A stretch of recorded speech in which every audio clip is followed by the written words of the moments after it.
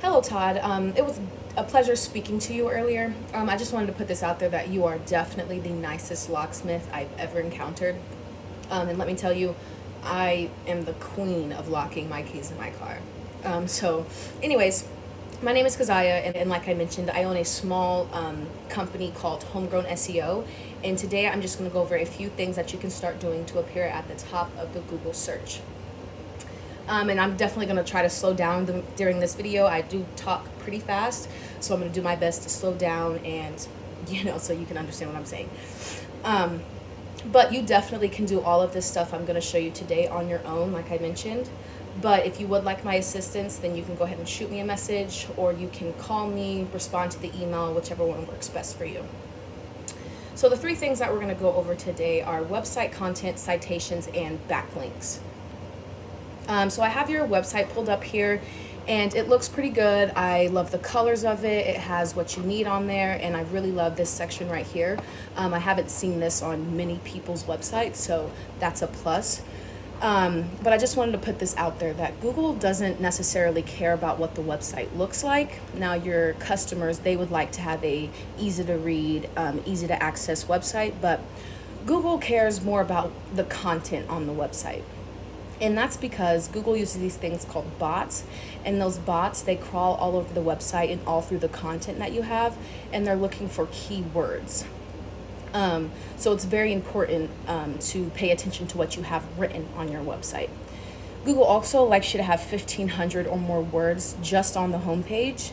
So we're gonna probably want to add a few more words onto your homepage. You probably have pretty close to 1,500.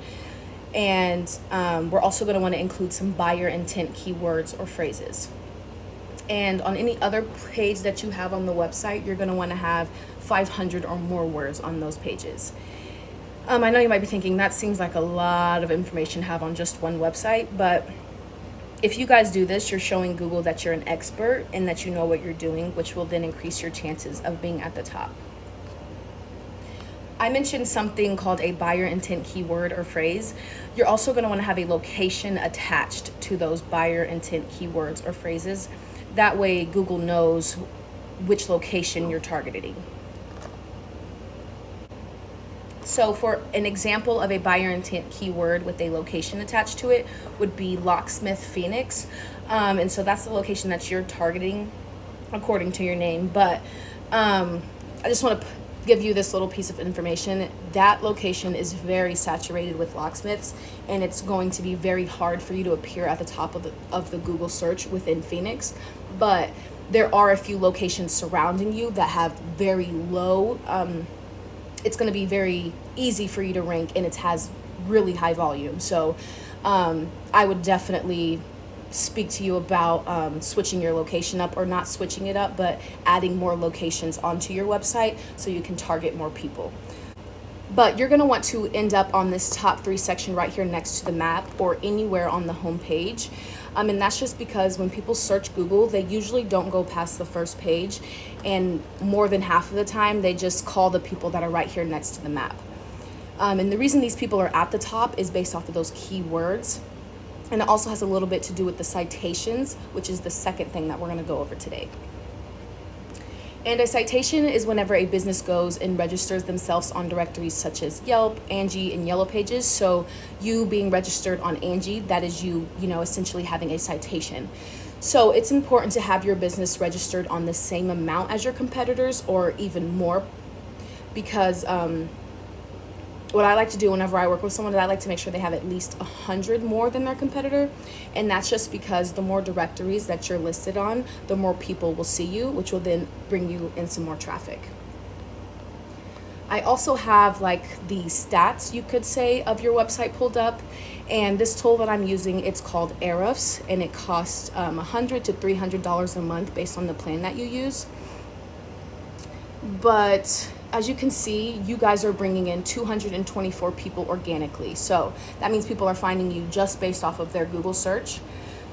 And of course, that number is approximate, but that brings us into the third thing that we're going to go over today, and that's backlinks. And I also like to refer to this as link juice. And it's simply whenever there's another site linking back to you guys and it's pushing traffic to you. You also have to keep in mind that all links are not created equal, so you want to have high ranking and relative sites pointing to you. I kind of sometimes, a simpler way of just understanding what a backlink is you can kind of think of it as a popularity contest. So, like in school, whenever you have the strong, buff guys and the pretty girls, you're popular. If they're behind you, you're popular. So if you have strong and relative links pointing at you, the more popular you will be within Google's eyes. We also have your competition's website pulled up here, and let me tell you, it's kind of hard to read. The colors don't match very much. They don't have all the words that they need. So visually, your website's already beating them. We also have their stats pulled up as well. And as you can see, they're not beating you in any area. So whenever we click on their keywords, you guys have way more keywords than them. But when we click on theirs, you can see that theirs are, directed towards a specific location. So that's what's putting them at the top. And for their backlinks, they have more relative backlinks. So they have more Locksmith related backlinks than you guys. And they're also not bringing in that much organic traffic. And that could be because they're pretty new, or people are going out there and searching for Johnny Locksmith instead of, searching for locksmiths in Phoenix. So you guys are pretty much already beating them there. You just need to go in there and top off everything. So you just need to go in there and go above and beyond in order to start appearing at the top of the Google search in Phoenix, which, like I mentioned, it's going to be pretty hard for me or you to rank yourselves at the top of the Phoenix Google search for locksmiths. But if you target those surrounding areas that have a lower, that have an easier chance of you ranking in a higher volume, then you guys will do pretty well at bringing in some more clients. So what I like to do whenever I work with a new client is I like to go through all of your competition, and I go through their backlinks, their keywords, and their citations, and I find everything and anything that's bringing them the most traffic. And then I put those towards your website. And I know you're probably thinking, that seems weird. But trust me, this piggyback method, it does work because it's working for your competition and it's ranking them on Google, so it will work for you. And then after I add those keywords, those citations, and those backlinks to your website, I find the ones that none of your competitors are ranking for, and then I put them towards your website.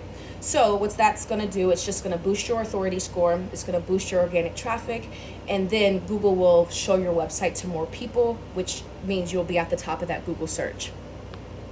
And I know, Todd, that was kind of a lot of information, but if you take these steps, you most definitely will be able to benefit from the results. And if you would like to shoot me a text message or, call me, and if you have any questions, you can go ahead and reach out. But I'm just putting this out there that I would not and I will not be working with any locksmiths in the Phoenix area. So I just wanted to say it definitely was a pleasure speaking to you this morning, Todd. Thank you so much for taking the time out of your day to, talk to me and watch this video. I hope you have the great rest of your day and